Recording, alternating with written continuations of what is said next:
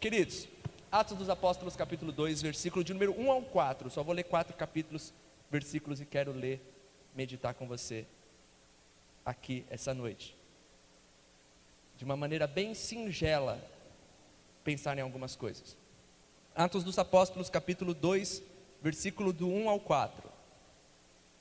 E cumprindo-se o dia de Pentecostes, estavam todos reunidos no mesmo lugar. De repente, veio do céu um som, como de um vento impetuoso, e encheu toda a casa aonde estavam assentados. E apareceram distribuídas entre eles línguas como de fogo, e pousou uma sobre cada um deles. Todos ficaram cheios do Espírito Santo, e passaram a falar em outras línguas, segundo o Espírito lhes concedia que falassem. Pai, em nome do Senhor Jesus, que possamos meditar no que esse texto tem para dizer a nós, que através de Ti, ó Espírito Santo, que nos ensina e não nos deixa esquecer de tudo aquilo que aprendemos do Senhor, o Espírito da verdade, aquele que o mundo não pode receber, mas que está em nós, que habita em nós, que possamos discernir e edificar-nos uns aos outros naquilo que o Senhor tem para as nossas vidas. Perdoa as nossas falhas, as nossas fraquezas, mas conduza-nos no Teu querer, é o que eu te peço, em nome do Senhor Jesus, amém.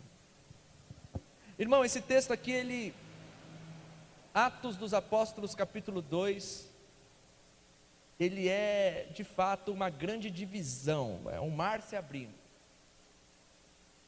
O problema é que esse mar se abre para que o povo de Deus atravesse, chegue do outro lado e se alegre.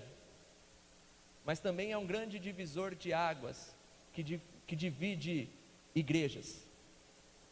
Esse texto, muitas vezes, ao invés de edificar, juntar e enviar, algumas pessoas se dividem. E a igreja hoje em dia é dividida por esse texto: pentecostais, neopentecostais, e fica assim: você é pentecostal, você não é pentecostal, e não é isso que esse texto quer dizer, não é isso que isso significa. E é disso que eu quero falar um pouco com você essa noite. Eu quero meditar um pouco acerca do contexto de tudo isso. Não quero falar especificamente do que é ou o que não é, mas eu quero dizer aquilo que está escrito aqui, aquilo que Jesus está expondo aqui para nós como igreja, e o que nós devemos saber, e o que nós devemos trazer para as nossas vidas, para que não possamos nos dividir, e sim somar, em nome do Senhor Jesus, amém? O interessante é que Jesus havia dado uma ordem para os discípulos. Ele falou: olha, vão para Jerusalém e esperem capacitação, pois sobre vocês há de vir virtude. Havia uma ordem: vão e esperem. Eles sabiam quando eles iriam receber a capacitação? Não. Então eles vão para um lugar, para um cenáculo, a parte de cima de uma casa, cerca de 120 irmãos, 120 pessoas, unanimemente, quer dizer, reunidos, sem cessar, sem parar, sem vacilar, sem tremer e sem chorar, para você lembrar daquela canção antiga. Eles reunidos no mesmo lugar, unanimemente, cumprindo aquilo que Jesus havia dito que era para fazer: vão e esperem. Ah, nós vamos pregar? Não, vão esperar. Nós vamos curar? Não, vocês vão esperar. Senhor, a gente pode fazer alguma? Não, vocês vão esperar. Quanto tempo? Não lhes cabe saber o dia, a hora, vocês vão esperar e pronto. Só isso. Jesus morre, Jesus ressuscita, morre e ressuscita. O importante é que ele ressuscitou, vive. Esteve cerca de 40 dias com os discípulos e depois ele sobe aos céus. E nessa subida aos céus ele olha para os discípulos e fala: esperai. O tempo de espera dos discípulos hoje, é claro, nós sabemos que foi de 10 dias. Porque se Jesus ressuscita, passa com eles 40 dias, sobe, e no dia de Pentecostes vem o Espírito Santo, o dia de Pentecostes é 50 dias após a Páscoa, a festa das semanas, a festa da colheita, uma festa extremamente importante para o povo, uma festa aonde migravam pessoas judeus de várias nações, iam para Jerusalém para celebrar. Era uma festa muito alegre, era uma festa onde a gratidão, a alegria e a união eram fundamental nessa festa. Era a celebração da colheita, 50 dias depois da Páscoa. Então, se Jesus ressuscita na Páscoa, ele passa 40 dias com os discípulos, e o Espírito vem no dia de Pentecostes, significa que entre a subida de Jesus depois de 40 dias e o dia de Pentecostes sobram 10, 50. Tanto é que Pentecostes vem de 50. Isso é a palavra, 50. Então, os discípulos não fazem nem ideia de que eles iriam receber alguma coisa nesse dia, mas Deus tem os teus planos e Deus é estratégico, meu irmão. Deus tem um plano que excede o nosso entendimento e o nosso querer. Para e pensa comigo, meu irmão, qual o melhor dia para Deus fazer um rebuliço no mundo? Ainda não havia internet, ainda não havia telefone, ainda não havia carro, ainda não havia motor, tudo era à base de tração animal, barco, movido pelo vento, e carta. A comunicação, as coisas aconteciam aqui, pensa aqui, 2000 anos atrás, o que tinha? Mas a comunicação era homem a homem. Então Deus fala, eu vou fazer um evento que vai abalar a estrutura do mundo, porém, eu preciso que esse evento seja divulgado para todos os cantos do mundo. O que eu vou fazer? Eu vou pegar o dia que Jerusalém tiver pessoas de todos os cantos da terra, e é ali que eu vou fazer esse grande evento. Por quê? Porque depois esses cidadãos vão voltar para suas terras e vão expandir tudo aquilo que eu fizer. Olha como Deus é estratégico. Por que o dia de Pentecostes? Porque Jerusalém estava abarrotada de gente de todas as nações da terra. Por quê? Porque depois daquilo que elas viram e viveram naquele lugar, elas iriam voltar para suas terras, para suas nações, e iriam espalhar já essa mensagem logo de cara. Paulo nunca foi em Roma antes de escrever a carta aos Romanos. Já parou para pensar? Porque a carta aos Romanos é Paulo desejando ir para Roma. Ele fala, eu morro de vontade de ir para aí. E ele foi para Roma, porque ele ansiava. Só que quando ele chegou em Roma, já tinham cristãos em Roma. Como assim? Ele manda uma carta para os cristãos que estão em Roma, mas se o evangelista Paulo ainda não tinha ido em Roma, como que tem cristão em Roma, se Paulo ainda não foi em Roma levar o evangelho? Provavelmente cristãos que participaram deste dia de Pentecostes e voltaram para suas terras impactados e convertidos naquilo que viram naquele dia. Aleluia! Olha como Deus é maravilhoso. Deus faz as coisas dentro do seu desígnio com muita sabedoria, meu irmão. E às vezes você está sendo usado por Deus e você nem sabe que está sendo usado por Deus, porque tudo há um tempo, um local e uma forma para que Deus opere. Aí estão lá reunidos, dia de Pentecostes, eles não sabem o que vai acontecer com eles. Tanto é que eles estão reunidos no mesmo lugar. Estão ali, reunidos no mesmo lugar. Eles não foram para lá, nem para cá. Isso me leva a pensar um pouco na obediência. Como é interessante você ser obediente, né? Porque o obediente, ele simplesmente cumpre aquilo que o Senhor falou e ponto, final. Você vê que aqui, vamos supor, na igreja hoje, a gente está na igreja, aí fala assim, não, Deus me trouxe aqui. Oh, glória a Deus. Então a gente está aqui, reunidos unanimemente, continuamente adorando ao Senhor. E aí você está aqui 1 dia, 2 dias, 3 dias, 4 dias, 5 dias, aí você fala assim, Deus me trouxe aqui, mas não está nada acontecendo. Deus me trouxe aqui, mas eu não estou, não está nada, então eu vou trocar de lugar, porque eu quero ir atrás daquilo que Deus falou que ia fazer na minha vida. Esses caras podiam pensar desse jeito, por quê? Jesus falou, vão para Jerusalém e esperem virtude. Pô, a gente já está aqui 10 dias e nada aconteceu, então o problema é o lugar que a gente está. Vamos mudar de lugar, vamos para outro lugar, vamos nos posicionar melhor, para de repente a nossa antena, a frequência, captar melhor as coisas de Deus. Não, meu irmão, se Deus disse que iria fazer, e só disse para mim e para você, aquieta, espera, vai, faça, só fica quieto, porque para Deus não importa o lugar, Ele vai fazer o que Ele quer, a hora que Ele quer, do jeito que Ele quer, e o que Ele disse que Ele iria fazer, amém? Não é o local que faz Deus. Não é. É muito inocência nossa achar que Deus se limita a um lugar. Concorda comigo, irmão? A gente acreditar em um Deus onipotente, onipresente, onisciente, todo-poderoso, e a gente acreditar que porque estamos em um determinado lugar e Deus não vai operar? Lamentabilíssimo engano. Aprendi com o Rodrigo Oliveira essa. Queridos, o que eu aprendo neste versículo: primeira coisa, obediência. Segunda coisa, unidade. Estavam reunidos unanimemente no mesmo lugar. Obediência e unidade. Precisamos permanecer unânimes, reunidos, continuamente, sem desfalecer, acreditando em tudo aquilo que Ele disse que nós seríamos, que nós faríamos e que nós poderíamos conquistar através dele. Somos igreja de Jesus Cristo, somos seu corpo.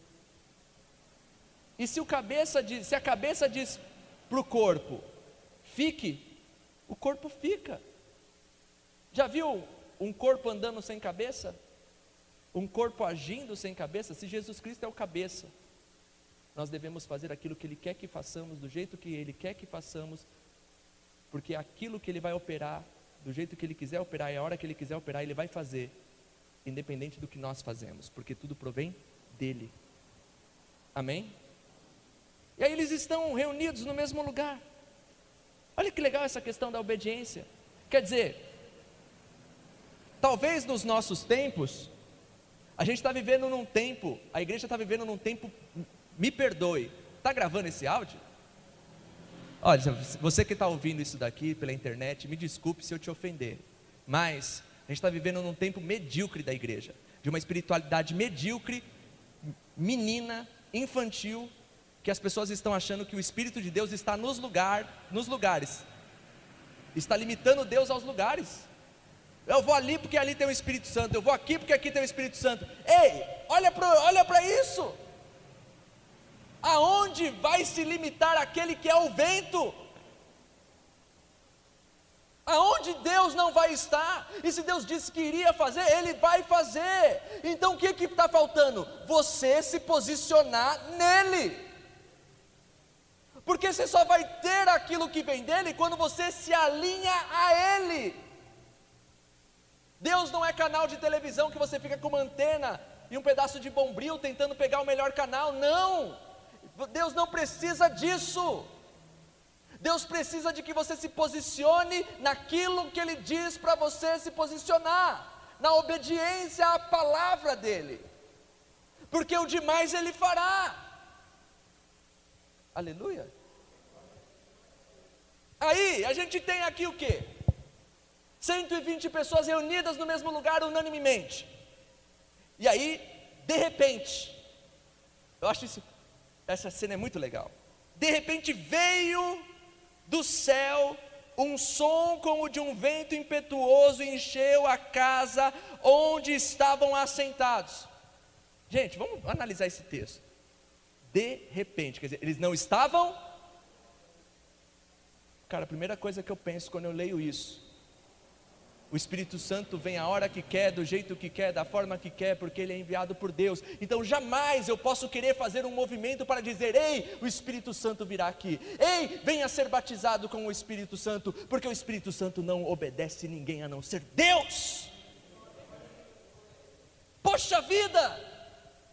Grande noite de batismo com o Espírito Santo. Ei, Espírito Santo, é o seguinte, aqui na Rua Esther, número 154, eu vou fazer um grande culto de avivamento, Espírito Santo. Então é o seguinte, tem agenda para o Senhor hoje? Porque às 18 horas a gente vai fazer um grande mover, e nós queremos que pessoas sejam batizadas com os dons espirituais, nós queremos que as pessoas tenham um encontro com o Senhor, tá bom, Espírito Santo? Está fechado. É assim? Não!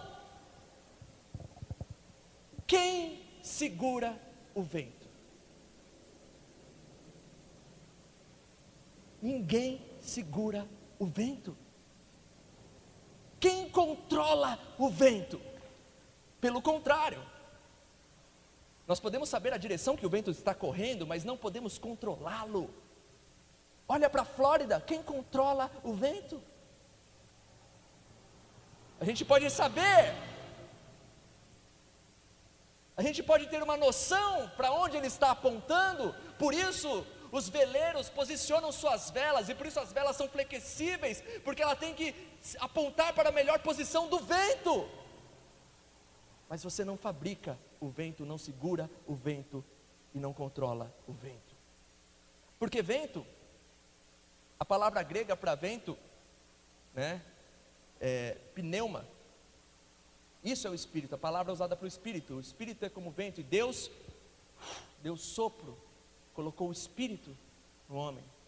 Você não vê, você não pega.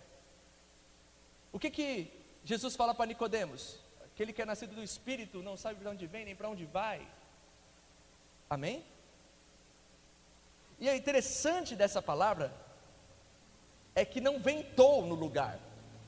Outro dia eu estava assistindo um videozinho, e estavam os apóstolos assim, os discípulos sentados, e de repente, os papéis voando, as folhas voando. O texto não fala que teve vento, diz que era um som, como de um vento. Aleluia. A gente peca porque às vezes a gente não lê direito. Um som como de um vento veemente e impetuoso. Por que isso? Porque, de fato, o Espírito Santo é o vento. E todo aquele judeu sabia o simbolismo do vento. Então é como se o barulho do Deus soprando sobre eles. Assim como Deus pega aquele homem do barro, levanta aquele barro. Você sabe a história de Gênesis, cria o homem do barro, e depois, para que aquele homem viva, o Senhor dá o sopro de vida para ele. Assim o Senhor forma a tua igreja. Ele levanta a igreja em Cristo Jesus na cruz, e depois Ele sopra sobre ela, dando vida. Agora vá. Gostei da sua cara, Diego. Você está entendendo, meu irmão? Porque a nossa vida que vivemos agora na carne, não vivemos para nós, nós vivemos no Filho de Deus. Vivemos pelo segundo Adão e não pelo primeiro. E o Senhor sopra. E aí o interessante, mais interessante ainda, é que eles estavam sentados. Pensa que balaio de gato foi isso, irmão. Eles estavam sentados, fazendo o quê? Orando? Lendo as Escrituras? Não, irmão, eles estavam 10 dias reunidos unanimemente no mesmo lugar. Eles estavam vivendo juntos. Eles estavam reunidos em um momento desse dia, onde eles estavam sentados, falando da vida, onde eles estavam reunidos, talvez partindo e comendo um pedaço de pão, onde eles estavam reunidos, lembrando das coisas que Jesus fez. Inesperadamente, o som de um vento impetuoso toma conta daquele lugar. Por quê? Porque o Espírito Santo, ninguém controla, ninguém fala o que ele tem que fazer, e ele nos pega muitas vezes de surpresa. Sentados. Isso me leva de novo a pensar: ninguém consegue promover um mover. Homens não podem construir nenhum tipo de mover. Nós não temos como controlar aquilo que aquele que é incontrolável vai fazer, porque ele vem a hora que quer, do jeito que quer, da forma que quer e faz o que quer na vida daquele ao qual ele vem. Aleluia. Por isso não podemos viver na histeria de coisas coletivas, aonde muitas vezes queremos viver aquilo que o outro está vivendo, queremos fazer o que o outro está fazendo, queremos fazer igual ao outro que está fazendo, e se no meio daquela vulco, daquele mover, se eu não pular, se eu não cair, se eu não chorar, se eu não levantei as minhas mãos, significa que eu não tenho o Espírito. Lamentabilismo, engano. Porque eu estou falando aqui, de repente você pode estar sendo cheio do Espírito Santo, seu coração pode estar se enfervescendo, você pode chorar, você pode fazer o que o Espírito quiser que você faça, mas de repente isso pode acontecer na sua casa, isso pode acontecer no seu trabalho. Você só precisa de uma condição: estar unanimemente na presença do Senhor, fazendo a vontade dEle. Aleluia. Só há essa condição, não há outra. E aí vem este vento e pega esse som de um vento, só o barulho, não levantou poeira nenhuma, não fez nada, foi somente o som, como de um grande vento, que abriu os ouvidos deles para ouvir aquilo que Deus estava operando. Interessante isso, saber que a fé vem pelo ouvir, e uma manifestação de um som tão forte, envolvendo aquele lugar, e não era de qualquer vento, era de um grande vento. E aí, antes que eles começassem a parar para pensar, esse som encheu a casa onde eles estavam, e apareceram distribuídas entre eles línguas como de fogo, e pousou uma sobre cada um deles. Também a língua é como, é um comparativo, não era língua de fogo, e é um engano a gente achar que esse sinal é o sinal das línguas estranhas. Não é, era uma imagem de uma labareda, uma língua, como você pega um isqueiro e sobe aquela imagem. Isso pousou sobre a cabeça de cada um dos 120 que estavam ali, e cada um de uma maneira única e especial foi tocado. O que isso tem como significado? Na Bíblia, o fogo simples simboliza a presença do Senhor, purificação, o calor da paixão. A Bíblia, em Levítico, por exemplo, Levítico 9, 24, quando Arão faz o sacrifício, e Deus aceita o sacrifício de Arão, o Senhor consome o holocausto com fogo. Deus achou bom, Deus gostou, Ele mandou o seu fogo para consumir o holocausto, e o holocausto era em favor de todo o povo. Quando a gente vê Elias e os profetas de Baal, clama, fica rouco. Elias ainda tira um sarro dos caras. De repente, se eu falasse aquilo que Elias falou em uma pregação, iriam me colocar para fora. E ele fala: Baal talvez foi no banheiro, hein? Ele fala desse jeito: vocês estão gritando, eu acho que Baal foi no banheiro. Ele fala desse jeito. E aí, em 1 Reis capítulo 18, você vai ver essa história. E aí ele fala assim: quer saber de uma coisa? Joga água na madeira aí, joga água na lenha, joga água, e encharca o altar com água. E depois ele faz uma oração linda, mostra para esse povo que há Deus em Israel. E o que acontece?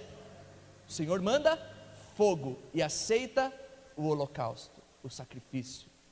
Então a gente pode entender que o fogo também é um sinal de que Deus está aceitando algo, uma oferta, o sacrifício. Amém?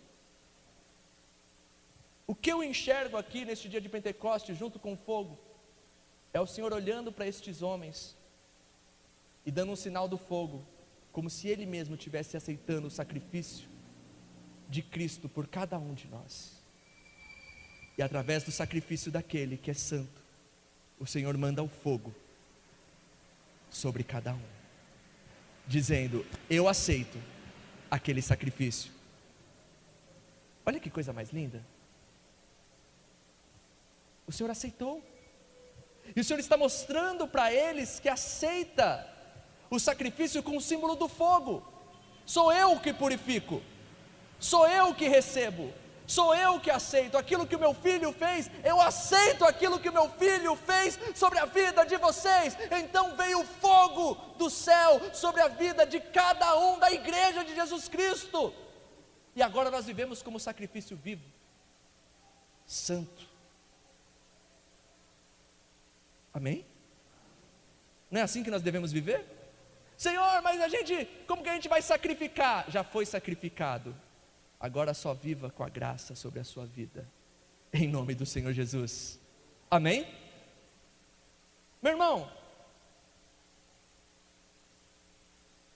o que a gente tem que entender é que o Espírito Santo opera e trabalha da forma que Ele quiser, e que aquilo que o Senhor fez naquele dia tem respeito à minha e à sua vida. O Senhor aceitou o sacrifício de Cristo, e através dele nos deu nova vida, e aceita este sacrifício que nos purifica de todo o pecado. Não há aquilo que eu possa correr atrás ou que eu possa buscar, porque tudo está em Cristo Jesus. Amém? O Espírito Santo veio para a igreja para confirmar que a igreja é corpo. A igreja é corpo. Todos ficaram cheios do Espírito Santo e passaram a falar em outras línguas segundo o Espírito concedia que lhe falassem. A gente vai ver semana que vem que essas outras línguas eram línguas específicas, neste caso aqui. Não quero comparar essas línguas com os dons descritos em 1 Coríntios, capítulo 12, 13 e 14. Porque ali também fala-se de línguas que deve ter um intérprete, e que é um dom, e Paulo ele diz expressamente que não proibeis ou não extinguis, não parei de falar. Isso é uma coisa específica que não é para todos. Você vai ler 1 Coríntios capítulo 12, você vai ver que o Senhor dá a cada um como convém para a edificação do corpo, igreja. Então se o Senhor quiser operar, da mesma forma que Ele o Espírito trará línguas, Ele trará tradução para que todos sejam edificados. Mas aqui é um evento onde o Senhor está fazendo exatamente o oposto do que Ele fez em Babel. Porque se agora Ele está confirmando esses homens, aceitando e derramando o seu Espírito sobre a vida da igreja, Ele está olhando para a igreja e permitindo com que a igreja se comunique com toda e qualquer criatura da face da terra. Porque em Babel há o embaralhamento das línguas, e o Senhor divide as línguas, e nações surgem nisso. E por mais que sejamos parecidos uns com os outros, a comunicação é extremamente fundamental para que possamos edificarmos uns aos outros. E o que nós vemos aqui em Atos, neste exato momento, é o Senhor falando para a igreja: ei, igreja, não haverá limites para essa mensagem. Você falará para todo o canto da terra. Tanto é que quando a gente vai ler o texto a seguir, haviam homens que estavam entendendo o que cada um estava falando especificamente. E ainda há uma lista de todas as línguas que foram faladas aqui nesse dia. Mas o que eu quero pensar com você, meu irmão, eu disse que eu queria pensar isso de uma forma simples, e é o que eu quero fazer. Jesus, antes de subir aos céus, Ele disse que os seus discípulos seriam testemunha dEle. em Jerusalém, Judeia, Samaria, até os confins da terra. Amém? Mas que para eles serem testemunhas do Senhor, primeiramente, para serem enviados pelo Senhor, para cumprir a grande comissão de ir para a terra, para todos os cantos da terra, eles precisavam de capacitação, confirmação. E aí, um texto que me martelou continuamente essa semana, põe aqui para mim, por favor,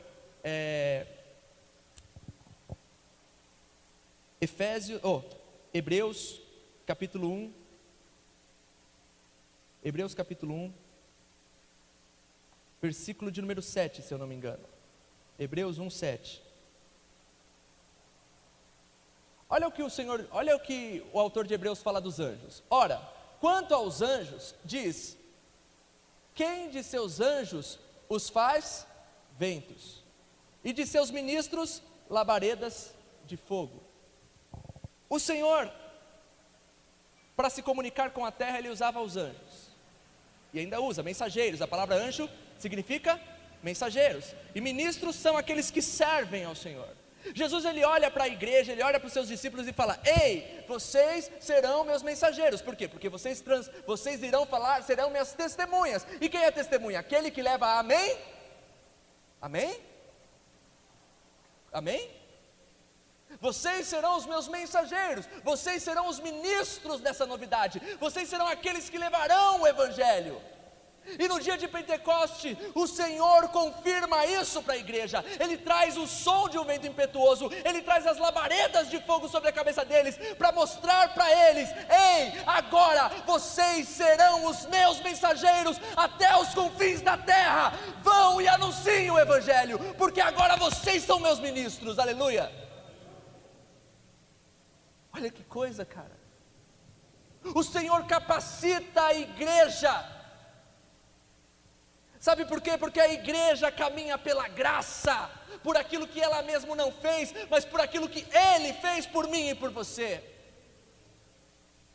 A função da igreja não é dividir, é juntar. A função da igreja não é criar mais divisões, mas unificar-se, glorificar o nome do Senhor e exaltar o nome dEle. Não podemos ficar discutindo meninices, se é A ou se é B, mas devemos nos juntar naquilo ao qual Ele nos comissionou. E Ele nos comissionou, nos capacitou, nos levantou para sermos testemunha dEle na terra. Temos o Espírito, e todo aquele na Bíblia, na história do Antigo Testamento, você pode pegar todos aqueles ao qual foram dominados pelo Espírito de Deus, foram possuídos pelo Espírito de Deus, caminharam no Espírito de Deus. Eles fizeram uma única coisa: fizeram a vontade de Deus. Foi só isso. Você pode pegar todos os profetas, eles começam tomados pelo Espírito de Deus, cheios do Espírito Santo de Deus. O que eles fazem? A vontade de Deus, anunciam a verdade, profetizam, exortam, têm visões para levar o povo ao arrependimento. E o Senhor traz o Espírito dele para a igreja, para que a igreja seja testemunha dele para a terra. E hoje nós ficamos como crianças, reunidas no lugar, querendo mostrar um para o outro o dom que tem, o dom que não tem, e receber aquilo que já temos. Nós já temos. Você pode ver aqui na sequência do texto, Pedro falando: olha, sejam batizados, arrependam-se e sejam batizados, e recebam o dom do Espírito Santo, que é uma promessa para vós também. Isso não é meu, isso não é seu, isso é de todo aquele que crê em Cristo Jesus como Senhor e Salvador. Agora, não confunda o dom do Espírito Santo, que é a graça que não vem de nós, de ter o Espírito Santo, com a manifestação dos dons do Espírito Santo, que isso é outra história, meu irmão. Ter o Espírito Santo temos quando cremos em Jesus Cristo, somos remidos e fazemos parte do seu corpo, porque Cristo é um só corpo, um só batismo. O que isso significa? Que todo aquele que crê no nome do Senhor Jesus será salvo e tem o dom do Espírito. Amém? A igreja não pode ser batizada de novo com o Espírito Santo. Por quê? Porque senão cria um outro corpo. Porque é um só corpo, um só batismo. Agora, a manifestação dos dons, aí é outra história. É dada a cada um como o Espírito quer, para que a igreja seja edificada. E a gente pode orar e pedir: Senhor, eu preciso de dons para lidar com essas necessidades. Mas sabe qual que é o problema? Nós estamos reunidos cada vez mais, não para olhar a necessidade da igreja, mas para querer sentir alguma coisa. Por isso estamos vivendo numa época de meninices, tolices e infantilidades. E estamos virando chacota nas redes sociais. Você pode olhar que a maioria dos vídeos que ridicularizam a igreja são baseados no suposto Espírito Santo. Pessoas cuspindo na outra para que as outras sejam curadas, pessoas brincando com um monte de coisa e que de fato não edifica nada nem ninguém, a não ser o próprio sentimento de sentir alguma coisa. Mas o Espírito Santo não vem para que sintamos alguma coisa, mas para que Cristo seja exaltado sobre as nossas vidas, no nosso ir, no nosso vir, no nosso falar, no nosso sentar, com ousadia e intrepidez, porque ninguém controla o vento, ninguém segura o vento. Ele faz o que quer, a hora que quer, do jeito que quer, em quem Ele quer, porque Ele é Deus. Ele é o próprio Deus. Uma mensagem dessa, meu irmão, não é para te desanimar, é para te motivar. A te motivar a saber que você faz parte do corpo de Cristo Jesus. E que você é um enviado dele. Você é como um mensageiro, como o vento. Você é como um ministro, labareda de fogo. Assim como diz Salmo 104 ou Hebreus capítulo 1, versículo de número 7. Ele faz os teus anjos como seus mensageiros, e os seus ministros como as labaredas de fogo.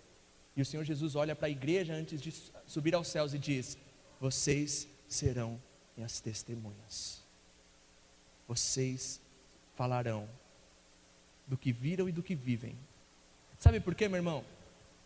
Porque Efésios capítulo 3, versículo de número 10, eu já vou encerrar. Hebreus 3:10. Põe para mim, por favor. Efésios 3:10. Efésios 3:10. Para que agora seja manifestada por meio da igreja, por meio de quem? Aos principados e potestades nas regiões celestiais. O que Paulo está falando aí? Que tem coisas, principalmente relacionadas à graça, ao evangelho, que nem os anjos estavam entendendo e eles não sabiam. Os anjos não entendiam que era esse mistério do Filho, do Pai, do Espírito Santo. Os anjos, não foi revelado a anjos. Olha só o que Paulo está dizendo: não foi revelado a anjos, porque o Senhor guardou isso para revelar à igreja, e somente através da igreja, daquilo que o Senhor faz na igreja,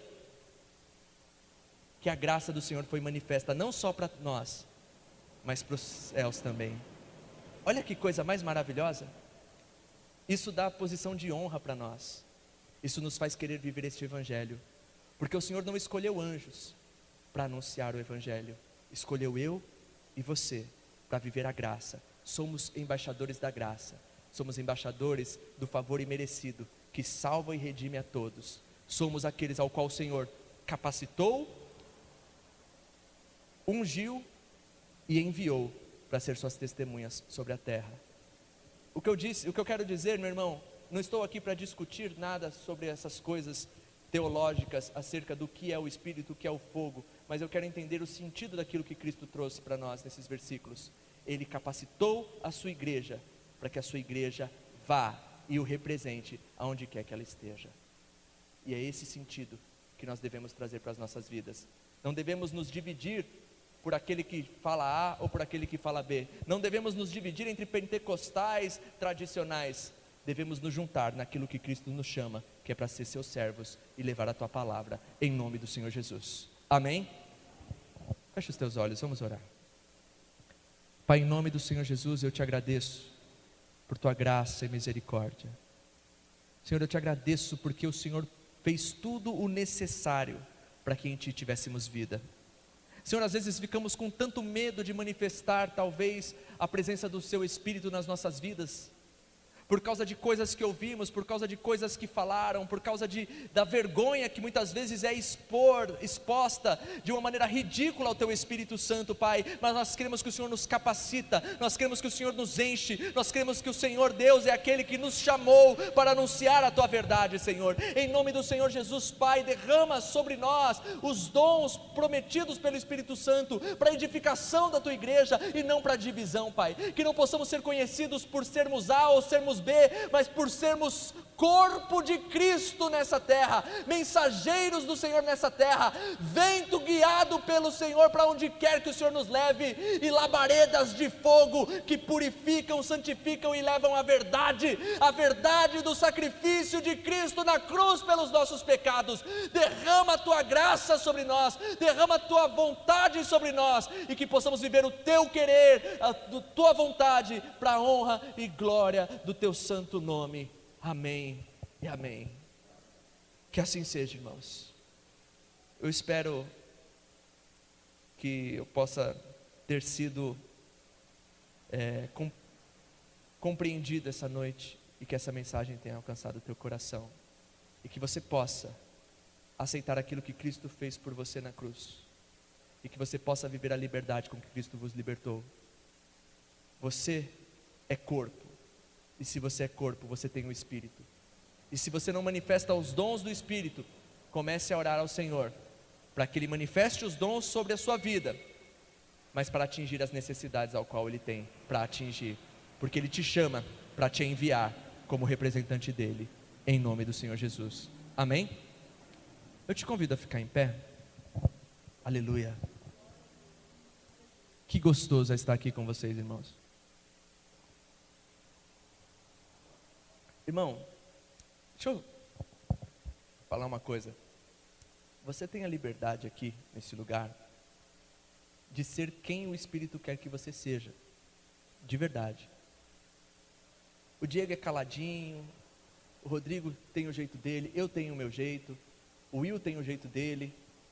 Cada um é capacitado pelo Espírito para formar esse grande corpo. Se talvez não fosse a ousadia espiritual de alguns de nós, de identificar algumas coisas, de agir, discernir espíritos, de dar aquele abraço que cura, de trazer aquela palavra de exortação. Isso é os dons do Espírito manifestado na igreja. Uma igreja, eu tenho medo quando a igreja fica tudo igual, porque isso não é de Deus. A igreja onde todo mundo tem o mesmo padrão, onde todo mundo fala a mesma coisa, no aspecto que eu digo espiritual, é todo mundo falando em línguas, todo mundo fala em línguas, todo mundo profetizando, não. Existe uma variedade de dons sobre a igreja, e eu quero te incentivar a viver o seu dom, eu quero te incentivar a ser aquilo que o Senhor quer que você seja. Então, se um irmão não dá glória a Deus na hora que você, de uma adoração, dê você o glória a Deus. Eu tenho vontade de chorar, chora. Eu tenho vontade de sair do lugar e dar um abraço, irmão, faz isso, mas viva no Espírito Santo de Deus. Viva na verdade que é a palavra. Não seja menino no entendimento, mas viva a diversidade da graça do Senhor derramada através do Espírito Santo sobre as nossas vidas, em nome do Senhor Jesus. Amém? Glória a Deus.